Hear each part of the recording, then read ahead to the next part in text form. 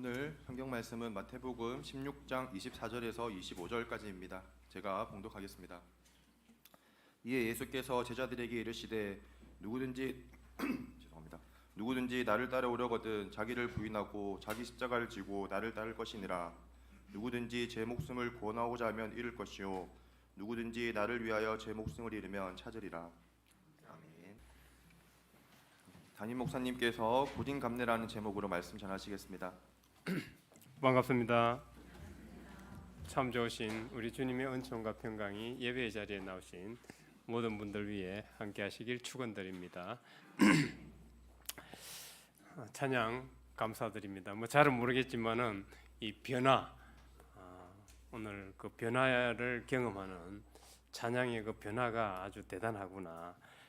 그 변화를 경험하는 시간이었습니다. 감사드립니다. 며칠 전 왕가 사는 남자 이 영화를 이제 제가 봤는데 보고 난 후 저의 감상은 내자로 고진감래다. 고진감래 우리 잘 알죠. 괴로운 날이 지나가면 좋은 날이 온다. 단종에게 있어서 괴로운 날들은 아마도 자신을 지켰던 그 죽음으로 자신을 지키려고 했던 사육신, 그런 충신들이죠. 그리고 자기 옆에 있던 가족들, 그리고 유배를 가고 또 노예로 팔리고 이런 것들을 보면서 괴로운 날을 보냈습니다. 그 막강한 삼촌 수양대군과 어떻게 대항할 힘은 전혀 없었습니다. 결국 왕의 자리에서 쫓겨나게 되고 그 한명회와 같은 그 수양대군의 책사에게 아주 무시를 당하기도 합니다. 영화에서 보면은 이 단종은 참으로 나약하고 유약합니다. 지금 모르시면 중학생 나이니까요. 10몇 살밖에 안 됐으니까요. 그 단종이 그 막강한 삼촌 수양대군에 저항한다는 것은 중과 부적이었다고 할 수 있습니다. 결국은 그 삼촌의 힘에 의해서 왕의 자리에서 물러나고 강원도 영월 광천리 청룡포라는 곳으로 유배를 당하게 됩니다. 그곳에서 그는 이제 악몽에 시달리면서 자신의 신세를 한탄하면서 자포자기하고 자살을 기도하지요. 그렇지만은 그곳에 백성들의 순수함과 자신을 대하는 그런 사랑, 따뜻한 사랑을 느끼면서 그리고 주위에서 자신을 위해서 모이고 따르는 그런 백성들과 신하들을 보면서 이제 점점 왕으로서의 기백을 회복하고 다시금 그 수양대군 삼촌과 맞서겠다는 그런 의연한 결단을 하게 됩니다. 물론 살아생전 단종은 뜻을 이루지는 못했고 결국은 사약을 받고 사약을 받아서 죽었다는 말도 있고 여러 설이 있는데 수양대군이 죽이고 나서 사약을 내렸다 이런 말도 있고 여러 가지 어쨌든 설이 있는데 아무튼 단종은 살아생전 뜻을 이루지 못했습니다. 이루지 못했지만은 그 어린 나이에 자신이 져야 할 그 괴로운 날들 속에서도 자신이 져야 할 십자가, 그 괴로운 고통을 지더라는 것이죠. 어린 나이에. 다시 말해서 계란으로 바위치기였지만은 그 막강한 수양대군 삼촌과 의연히 맞서는 그런 각오를 하고 결단을 하고 행동으로 옮기더라는 것입니다. 영화에서 보면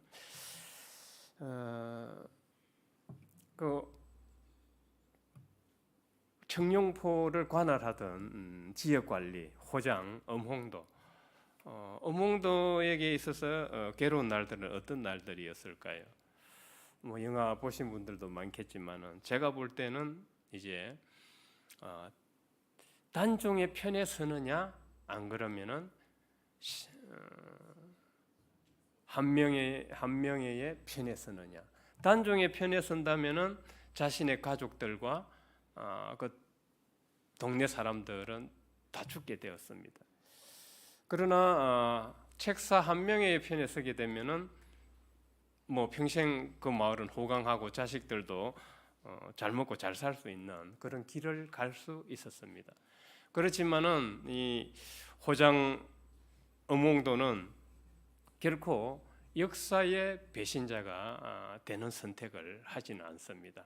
그는 의를 선택을 하고 결국은 단종편에 서게 됩니다. 서게 되고 나중에는 뭐 영화의 끝장면이 아주 대미를 장식하는데 단종이 죽고 나서 이제 동강에 버려지게 되죠. 동강에 버려지게 되는데 그 한명회가 아주 뭐 엄명을 내립니다. 단종의 시신을 누구라도 건드리면 삼족을 멸하겠다. 그렇지만은 이 엄홍도는 그 엄명에도 불구하고 의를 선택을 했기 때문에 그 단종의 시신을 수습을 하고 묻어주고 장례를 치르게 되죠. 그것이 지금 아주 유명한 곳이 돼가지고 사람들의 발길이 끊이지 않는다고 하는데 장릉이죠, 장릉. 그 엄홍도는 단종을 선택하느냐 안 그러면은 수양대군 책사 한명회를 선택하느냐 여기에서 갈등을 하다가 갈등하게 되는데 결국은 단종을 선택하게 되는데 만일 우리가 엄홍도의 입장에 서 있다면 어떡할까요? 우리는 영화로 봐서 당연히 의를 선택해야지 하지만은 실제 상황에 내 아들들이 죽고 내 가족이 노예로 팔려가고 내가 관리하던 그 백성들이 다 멸족을 당하게 된다면 어떤 선택을 할까요? 참으로 쉽지 않은 선택이죠. 그 엄홍도에게 있어서 그게 십자가였습니다. 그렇지만은 엄홍대는 그 십자가 무게가 무거웠지만은 결국은 그 십자가를 지게 되죠. 물론 그 십자가를 졌다고 해서 곧바로 부활이 일어나는 것은 아닙니다. 그들은 단종과 엄홍도는 살아생전 빛을 보지 못하죠. 단종은 억울하게 죽었고 엄홍도는 이제 그 길로 장례를 치고 나서 그 길로 도망을 가서 숨죽이면서 평생을 불안과 두려움 속에서 살아가게 되죠. 그러나 200여 년이 지난 후에 숙종 때 단종은 그 억울함이 씻겨지고 다시 복위가 됩니다. 왕으로서 복위가 되고 엄홍도는 충절로서 사육신과 함께 충절로서 이제 조선 역사에 다시 태어나게 되는 거죠. 그 이후로 단종을 말할 때 사육신을 떠올리게 되고 충신 엄홍도를 떠올리게 됩니다. 그래서 저는 이 영화를 보고 처음에 왕과 사는 남자라고 해서 뭐 의뢰이 뭐 왕을 지키는 무사 혹은 뭐 왕을 뭐 호위하는 그런 뭐 책사 정도로 생각을 했는데 왕과 사는 남자 그 제목에는 이러한 그 역사적 사실과 비밀들이 내포되어 있었다는 것을 비로소 깨닫게 되었습니다. 아무튼 저는 이 영화를 보고 영화 보시지 않은 분도 있을 텐데 스포를 많이 했네요. 고진감래를 묵상하게 되었습니다. 참으로 이 고진감래는 놀라운 사자성어라고 생각합니다. 성현들의 지혜가 담겨 있다고 봅니다. 물론 단종과 엄홍도의 이야기를 담아내고 있기 때문만은 아니고 고진감래라는 말 자체가 우리 삶의 보편적 원리를 담아내고 있기 때문입니다. 어떤가요? 요즘 공원 산책을 하다 보면은 이제 봄 기운이 만연하고 산수유가 이제 노랗게 이제 피어납니다. 그리고 땅에는 그 새싹들이 돋아나고 나무에는 파릇파릇 그 연두색 새싹들이 돋아나고 있어요.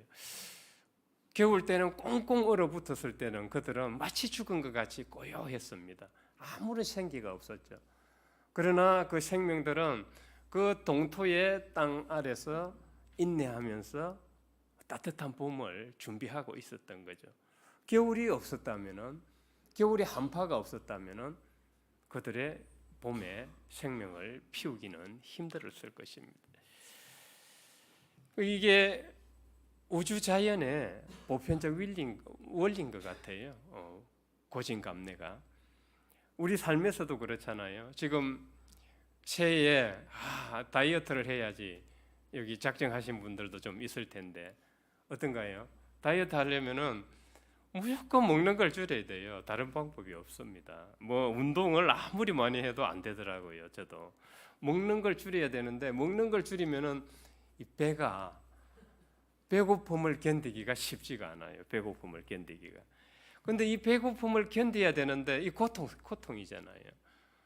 우리는 이 신체가 항상성을 유지하기 위해서는 몸에 이상이 있을 때 고통이 주어지고 불쾌가 와요.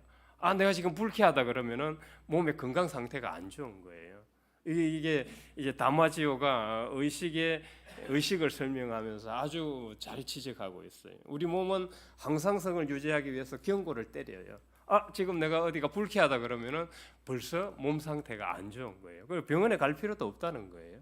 그래서 내가 막 화를 내고 막 짜증을 내고 신경질을 부리고 두려움과 공포 속에 있을 때 이 건강 상태가 별로 안 좋은 거예요.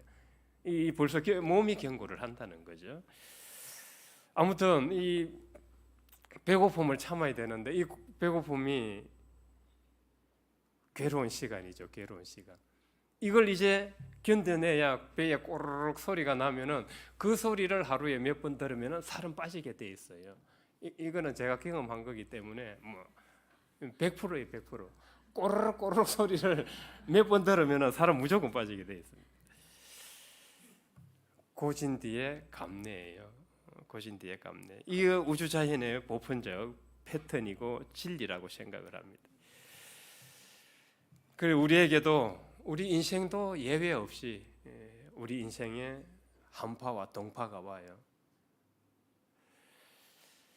진로난, 사업난, 취업난, 시험난, 갑작스러운 건강의 빨간불, 인간관계 악화, 사랑하는 사람들과의 이별. 이거 우리가 원치 않는 건데 우리 인생에 있어서 어느새 겨울 한파가 막 몰아붙일 때 참 이때는 우리는 어떻게 해야 할까요? 모든 것이 멈춰서 있는 것 같고 마치 나는 우주 모퉁이에 버려져 있는 것 같은 그런 느낌을 받습니다. 이 어둠의 긴 터널을 지나오신 분들은 잘 압니다. 이때 우리가 할 수 있는 것은 없더라. 왜냐하면 내가 할 수 있는 게 없더라. 이때는 어떻게 해야 돼? 이런 괴로운 날들을 피해 가려면은 우리는 신앙인으로서 하나님께 전적으로 의지하고 인내하는 수밖에 없어요. 그 겨울에 꽁꽁 얼어붙은 땅 속에서 생명이 그 봄을 기다리고 인내하듯이 그 시간을 인내하는 수밖에 없더라는 거예요. 우리는 주님께서 고진감래라는 우주자연의 보편적 패턴을 십자가와 부활로 증명하셨다는 것을 잘 알고 있습니다. 주님의 십자가는 우리와는 조금 다릅니다. 우리는 앞서 말했던 그런 십자가를 지기 싫어해요. 맞이하기 싫어하죠. 왜? 인간이기 때문에. 그러나 주님은 자원하셨죠. 우리는 원치 않는 십자가를 우리가 지게 되지만은 주님은 원하는 십자가를 지셨죠. 그래서 십자가도 원치 않는 십자가가 있고 자원하는 십자가가 있는 겁니다. 주님께서는 자원하는 십자가, 고통을 아시면서 자원하는 십자가를 지셨죠. 왜? 하나님의 뜻이고 그 십자가를 지셔서 보혈의 피를 흘려야 인류의 죄가 대속되기 때문입니다. 이게 아버지의 뜻이었죠. 그러면 인류의 죄를 씻어준다고 할 때 우리는 이걸 좀 더 그냥 내 죄가 씻겨졌습니다로 끝날 것이 아니라 우리는 여기에서 좀 희망과 부활의 메시지를 봐야 된다고 봅니다. 주님이 십자가 지시고 부활하신 것은 이 우주자연의 보편적 원리, 고진감래를 잘 보여주고 있습니다. 그러니까 당신들이, 성도들이, 여러분들이 고통과 고난 속에 있더라도 설사 원하는 자원하는 십자가를 졌던 원치 않는 십자가를 졌던 간에 그런 괴로운 날들 속에 있다 할지라도 주님께서는 십자가 지시고 하나님께 의지하면서 내 영혼을 주님께 아버지께 맡깁니다 하면서 주님께 맡기고 인내하셨듯이 우리에게 그것을 모범으로 보여주신 거죠. 설사 여러분들이 우리가 고통 속에 있다 할지라도 하나님께 의지하며 인내하는 시간이 필요하더라는 거예요. 그랬을 때 겨울을 지나서 비로소 봄을 맞이하듯이 십자가 후에 부활을 맞이할 수 있다는 그 메시지를 온 인류에게 전해주고 있다는 것이죠. 그러면 그 십자가를 지는 데 있어서 우리도 그러면은 이제 주님은 오늘 말씀에서 그러십니다. 여러분들이 제자들에게 자기를 부인하고 자기 십자가를 지고 나를 따르라. 그 뒤에 이런 말씀을 하시죠. 나를 위해서 죽고자 하는 자는 살 것이다. 그러니까 우리가 내가 원하는 십자가를 졌던, 자원하는 십자가를 졌던 뭐 이런 거죠. 자원하는 십자가는 사랑, 미운데도 사랑을 해야 되고 원수도 용서해야 되고 이게 내가 자원하는 십자가잖아. 고통스럽잖아요. 저 사람이 나한테 어떻게 대했는데 내가 저 사람을 사랑하고 용서할 수 있어. 지금 여기 앉아 계신 분들 중에 그런 분들 있을 거예요. 저 사람이 나한테 저렇게 믿게 하고 얄궂게 했는데 내가 어떻게 저 사람을 용서해? 그런 분이 있을지도 몰라요. 그럼에도 불구하고 성도라면은 그 사람을 품고 용서로 다가가야 되겠죠. 이 자원하는 십자가예요. 자원하는 십자가. 또 있겠죠. 전도. 우리는 이제 한 영혼을 구원을 해야 돼요. 주님의 십자가로 구원을 받았으니까 우리도 한 영혼을 구원을 해야 돼요. 전도 아니겠어요? 우리 작년에 좀 결실이 부족했지만은 그래도 위로를 어제 받았죠. 좀 부끄럽지만은 전도 동력상을 받았어요. 작년처럼 전도하신 분에게는 상을 드리려고 해요. 상을 드릴 겁니다. 그래서 그 한 영혼을 위해서 기도하고 중보기도 해주고 품어주는 거 이제 자원하는 십자가잖아요. 자원하는 십자가. 그래서 내가 자원하던 십자가든 원치 않는 십자가를 졌던 그 긴 어둠의 터널을 지나갈 때 우리는 주님의 의를 생각을 해보자는 거예요. 과연 내가 지금 원치 않는 그런 괴로운 날들을 보내고 있는데 과연 여기서 나는 주님을 위해서 무엇을 생각해야 되고 어떻게 삶을 끌어나가야 될 것인가. 그래서 주님은 나를 위하여 제 목숨을 잃으면은 찾으리라. 그래서 원하든 원하지 않든 간에 우리가 십자가의 길을 내가 십자가를 지고 갈 때 주님의 의를 생각을 하면서 간다면은 이 어둠의 터널을 좀 더 의미 있고 나의 신앙을 다지면서 좀 더 빨리 통과할 수 있지 않을까? 왜냐하면 주님이 도와주신다 그랬으니까요. 약속을 하셨으니까. 이게 십자가와 부활이 우리에게 주는 복음이고 메시지라고 생각을 합니다. 주님은 우리에게 부활의 선물을 주신다고 분명히 약속을 하셨어요. 단종과 음몽다가 설사 주님을 몰랐지만은 그들은 역사의 죄인이 되지 않는 의를 선택을 해서 나중에 역사에서 빛이 났습니다.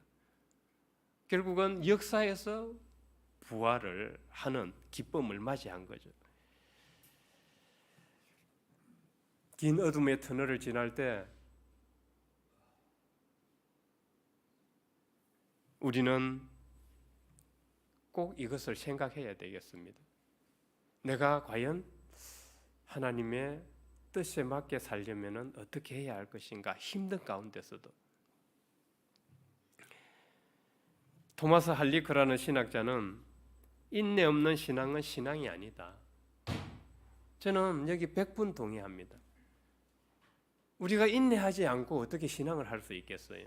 겁나와라 뚝딱해서 모든 것이 하루아침에 다 이루어진다면 그것은 신앙이 아닐 것입니다.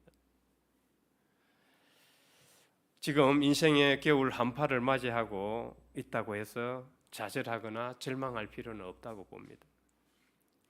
왜냐하면 고진감래, 십자가와 부활이 희망이고 복음의 메시지이기 때문에. 그래서 믿음 안에서 긴 어둠의 터널을 지나고 있는 분들은 믿음 안에서 조금만 더 인내했으면 좋겠습니다.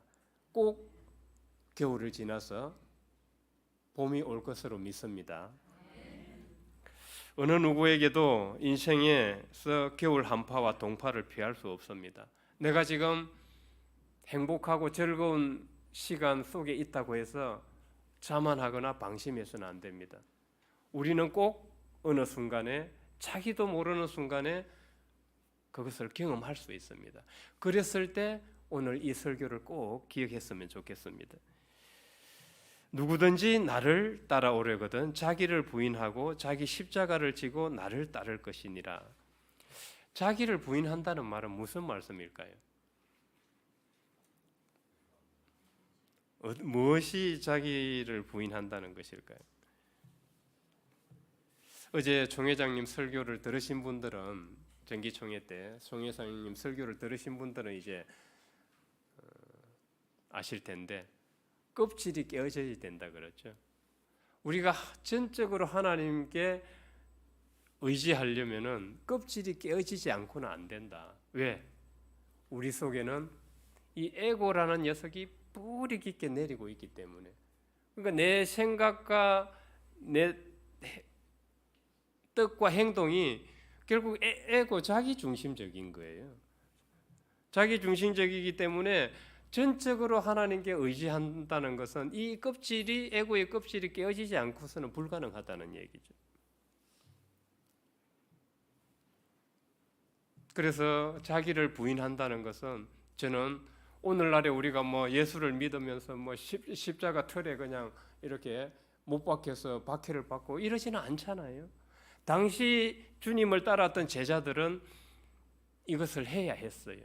그러나 오늘날 우리에게 있어서 자기를 부인하고 자기 십자가를 지고 주님을 따른다는 것은 저는 여러 가지가 있겠지만은 그 중에 또 핵심적인 것은 자신의 에고를 십자가에 못 박는 것이다.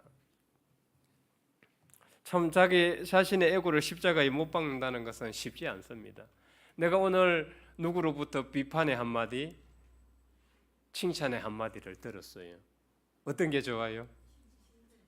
칭찬이 좋죠. 고래도 뭐 칭찬하면 춤을 춘다고 그러는데요. 칭찬이 좋아요. 칭찬이 좋아요. 그러나 우리 에고는 이 자기 비판과 자기 비난과 그리고 나의 단점과 결점을 말하는 사람들을 싫어해요. 어느 날 누가 나에 대한 비판과 비난을 쏟아냈어요. 그래, 쿨하게 인정한다. 나 그런 모습 있다. 그런 모습 있고 인정한다. 뭐 앞으로 좀 바꿔보겠다. 이러면 뭐 끝날 걸.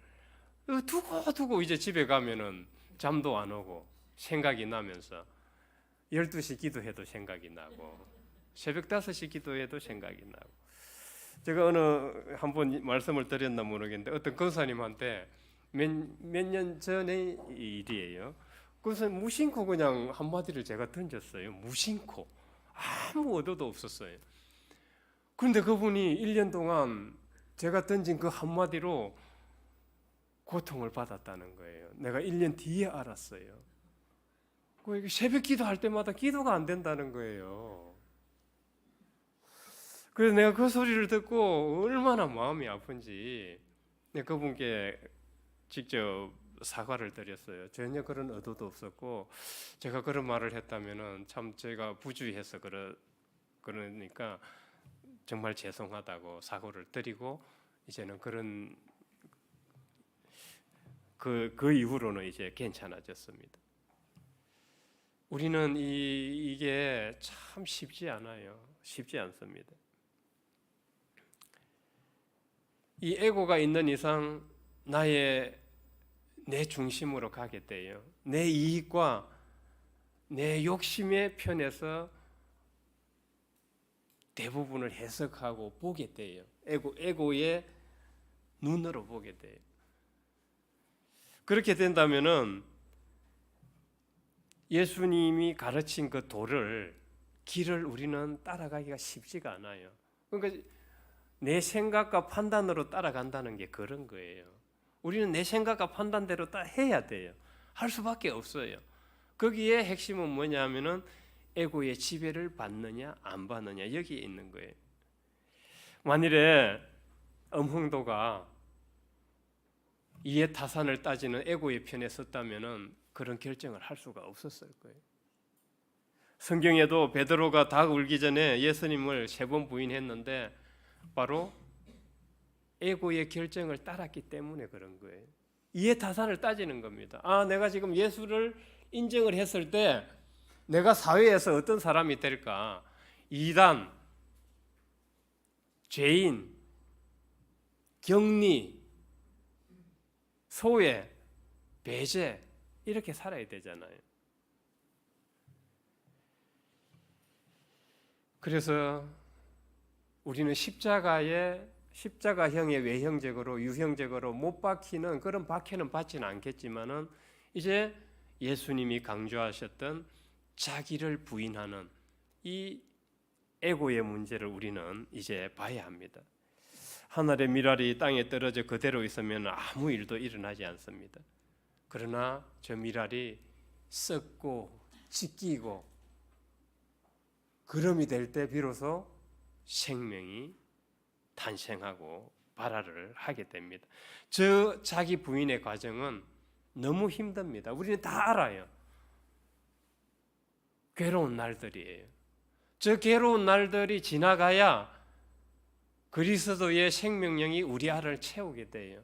우리가 아무리 하나님의 성품을 주십시오 기도해도 우리가 저 부분에 대해서 저 과정을 거치지 않고서는 오지 않아요. 아이들이 그냥 뭐 띱니까? 피아노 반주가 그냥 하루아침에 우리 저 반주자처럼 되지가 않잖아요. 지휘가 하루아침에 되지 않죠. 그 배우는 고통의 시간을 거쳐야 하는 거예요. 이 우리의 영성도 마찬가지입니다. 우리 모두는 완벽할 수 없고 또 생각과 행동이 모두 올바를 수 없습니다. 분명히 허점이 있고 문제가 있습니다. 중요한 것은 용기예요. 내가 나의 에고와 마주할 자신이 있는가? 누가 나의 단점과 문제점을 이야기해 줬을 때 내가 그걸 직면을 해야 되는데 본말이 뒤바뀌어 가지고 지적해 준 그 사람을 인신공격하게 돼요. 안 그런가요? 우리 에고는 그렇게 복수를 하죠. 자존심이 깎이고 분노가 일어나고 무시당했다고 생각하지만 그때 우리는 나의 애고를 마주할 용기를 가져야 합니다.